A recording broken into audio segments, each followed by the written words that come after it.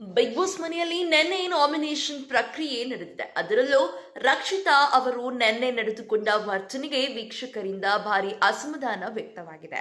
ಈ ಹಿಂದೆ ರಘು ಅವರನ್ನು ನೇರವಾಗಿ ನಾಮಿನೇಟ್ ಮಾಡಿ ವೀಕ್ಷಕರ ಕೆಂಗಣ್ಣಿಗೆ ಗುರಿಯಾಗಿದ್ದರು.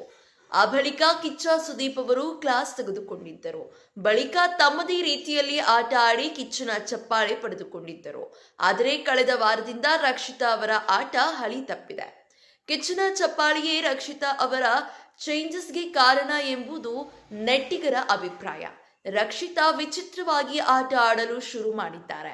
ಮಾಳು ಅವರ ಪರ ಸ್ಟ್ಯಾಂಡ್ ತೆಗೆದುಕೊಂಡು ಆಡಿದ್ದಾರೆ. ರಕ್ಷಿತಾ ಅವರು ಅವರ ಆಟವನ್ನು ಮರೆತು ಬೇರೆಯವರ ಪರ ಆಟ ಆಡುತ್ತಿರುವ ಬಗ್ಗೆ ತೀವ್ರ ಅಸಮಾಧಾನ ಶುರುವಾಗಿದೆ. ರಕ್ಷಿತಾ ಅವರು ತಮ್ಮ ಆಟ ಬಿಟ್ಟು ಬೇರೆಯವರ ಪರ ವಹಿಸಿ ಮಾತನಾಡಿಕೊಂಡು ಆಟ ಆಡುತ್ತಿದ್ದಾರೆ. ಈ ವಾರ ಧನುಷ್ ಅವರಿಗೆ ಬಿಗ್ ಬಾಸ್ ಒಂದು ಟಾಸ್ಕ್ ನೀಡಿದ್ದರು.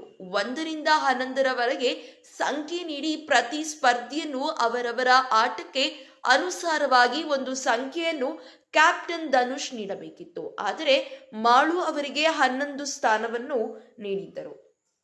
ಈ ಬಗ್ಗೆ ರಕ್ಷಿತಾ ಆಟ ಆದ ಮೇಲೆ ಪ್ರಶ್ನೆ ಇಟ್ಟರು. ಅದಕ್ಕೂ ಮೊದಲು ಗಿಲ್ಲಿಯವರು 2ನೇ ಸ್ಥಾನಕ್ಕೆ ಅರ್ಹರಲ್ಲ ಎಂದು ಕೂಗಾಡಿದರು.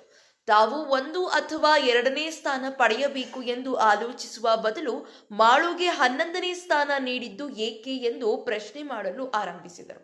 ಇನ್ನು ಈ ವಾರ ನಾಮಿನೇಟ್ ಮಾಡುವಾಗ ಎಲ್ಲರಿಗೂ ಬೆನ್ನಿನ ಬಾಕ್ಸ್ ನೀಡಿದ್ದರು.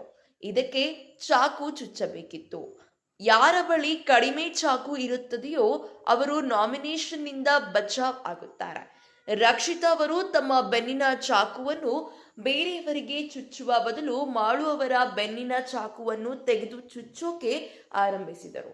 ಬಿಗ್ ಬಾಸ್ನಲ್ಲಿ ತಮಗಾಗಿ ಹೋರಾಡಬೇಕು, ಆದರೆ ಮಾಳುಗೋಸ್ಕರ ರಕ್ಷಿತಾ ಅನೇಕ ಸ್ಟ್ಯಾಂಡ್ ತೆಗೆದುಕೊಂಡರು. ಅಷ್ಟೇ ಅಲ್ಲ, ಗಿಲ್ಲಿ ಹಾಗೂ ಕಾವ್ಯ ಅವರನ್ನು ರಕ್ಷಿತಾ ನಾಮಿನೇಟ್ ಮಾಡಿದ್ದಾರೆ. ಕಾವ್ಯ ಜೊತೆ ಅತಿಯಾಗಿ ಕೂಗಾಡಿದ್ದಾರೆ. ಕಾವ್ಯ ಮೇಲೆ ಹಲವು ಆರೋಪಗಳನ್ನು ಮಾಡಿದ್ದಾರೆ. ಗಿಲ್ಲಿ ಕೂಡ ನಾಮಿನೇಟ್ ಮಾಡುವ ಸಮಯದಲ್ಲಿ ರಕ್ಷಿತಾ ಅವರಿಗೆ ಮಾತಿನಲ್ಲಿ ತಿವಿದರು. ನೀನು ಬೇರೆಯವರನ್ನು ಗೆಲ್ಲಿಸಲು ಬಂದಿದ್ದೀಯಾ, ನೀನು ಗೆಲ್ಲಲು ಬಂದಿದ್ದೀಯಾ ಅಂತ ನೇರವಾಗಿಯೇ ಕೇಳಿದ್ದಾರೆ.